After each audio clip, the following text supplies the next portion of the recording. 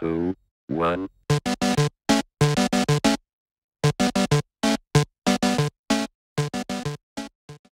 Welcome back to the channel, guys. Today we're going to talk about the 3 bass fishing rods that I use to keep fishing simple and, more importantly, fun. Let's start out with the most used rod by far, my Dobyns Caden. This is the 744 model. This is a 4-power rod. Dobyns calls that a heavy. Most other brands, that's going to be referred to as a medium heavy. This is your do-all rod. If you could only have one rod, you're going to want to get a 4-power or a medium heavy bass rod. On here, I throw anything as low as or as light as a weightless Senko or a weightless fluke, as you see right there. As heavy as something like a Megabass Mag Draft, or even like a small hollow body frog can still get the job done. Now, because of this wide range of baits I'm throwing on here, I am going to be using braid. This is 50-pound Suffix 131 braid. Now, you might be wondering, why am I using 50-pound? That seems like very heavy for like a weightless fluke and a Senko. And you'd be right. If I had a rod that was just for weightless flukes and Senkos, I'd probably go more like a 30 or a 40-pound braid. But because I want the ability to tie to a higher pound leader, like a 20-pound leader, to throw like a 6-inch mag draft or throw a little heavier bait like a jig, I want that a little bit larger diameter so I can tie a knot to larger leaders a little bit easier. Also on this rod, I'm going to be throwing things like a jig, like a Texas rig, you know, fill in the blank, chatterbait, spinnerbait, large top water. All of these things are able to be fished and fished very effectively on a 4-power or a medium heavy rod. And the reason that I am going to be spooling braid is purely versatility.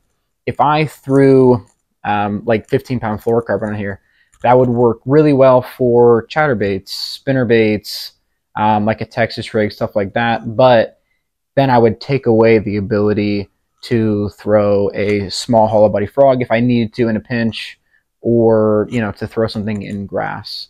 So that braid just keeps it versatile. And I just tie a monofilament leader.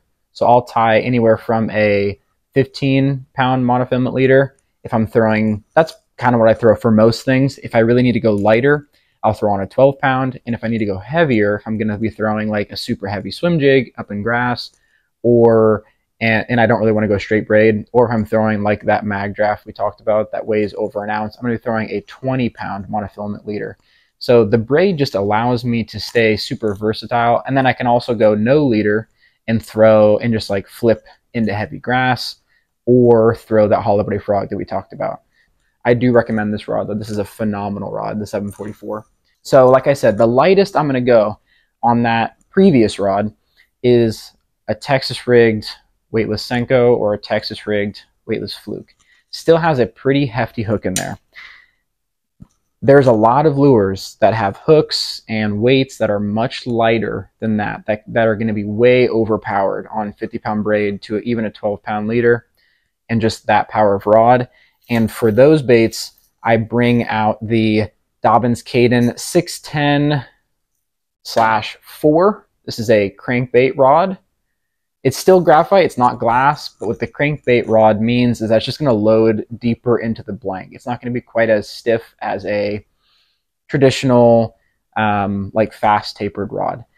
So this is not a rod that you're going to be throwing a Texas rig or even a weightless fluke on, because it's not going to have enough backbone to really set that hook. This is primarily my jerkbait rod, as you can see here. I am fanatical about Megabass jerkbaits. I throw them all year long. I throw them every single time I go out on the water. And this is a part of my system that I'm still trying to figure out.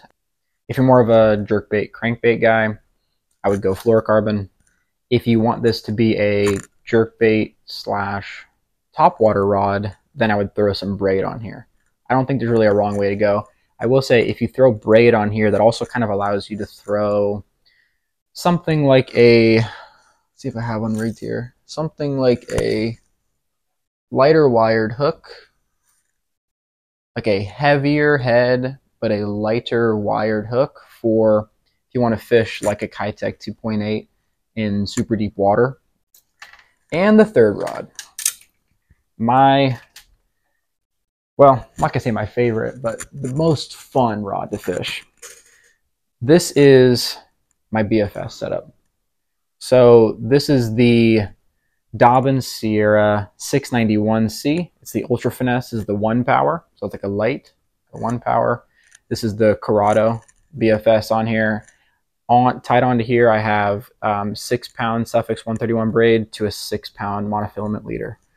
So this is going to cover all of my finesse techniques. So I cover the bulk of my fishing with those previous 2 rods. I would call that the standard bass fishing lure size. You know, chatterbaits, spinnerbaits, and then like standard size jerkbaits, standard size cranks, topwater, stuff like that. This is my fun rod. This is the rod if I just want to go to the pond for 2 hours and just catch some fish, just get some bites, or on the lake, if I am struggling to get bites on standard size lures, this is the rod that I turn to. Man, I mean, this rod is so insanely versatile and so fun. I can throw something as light as a 4-ounce popper, like a Rapala ultralight popper, and then I can also throw something as heavy as like an 1/8 ounce swim bait head with like a 3.5-inch swim bait, something like that. It handles them both great. It's just like anything you want to throw that you would normally throw on like a medium light spinning rod, this will handle it beautifully. And it'll even cast the lighter things a lot better. Super light rod, it's got the clicker drag on there, and it's just a blast. So between those 3 rods, I mean, that's really all that I throw, guys. Are there gaps in my rod arsenal? Yes, absolutely.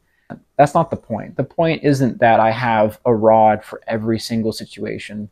The point is that I have the rods that I enjoy fishing the lures on them, and I'm confident that I can catch fish every day of the year using those 3 rods. The biggest hole in my fishing arsenal is probably the ultra heavy stuff. So like if I wanted to like punch grass or throw a full-size hollow body frog in deep grass, I don't really have a rod that can do that. But to me, that's okay.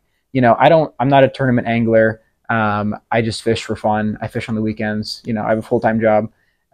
So I'm not concerned with having, you know, 10 rods, one thing for every single technique. I'm concerned with having an efficient, streamlined setup that I understand and that keeps fishing simple and enjoyable. I think bass fishing is going in a great direction. It's getting very technical and a lot of people are getting into it, which is awesome.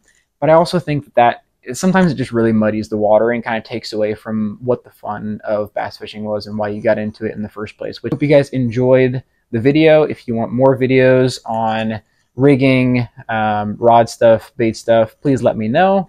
I'm going to be working on them in the coming weeks. I hope you enjoyed this video. Please subscribe, leave a like, leave a comment if you enjoyed, and have a great one. See you later, guys. 3, 2, 1.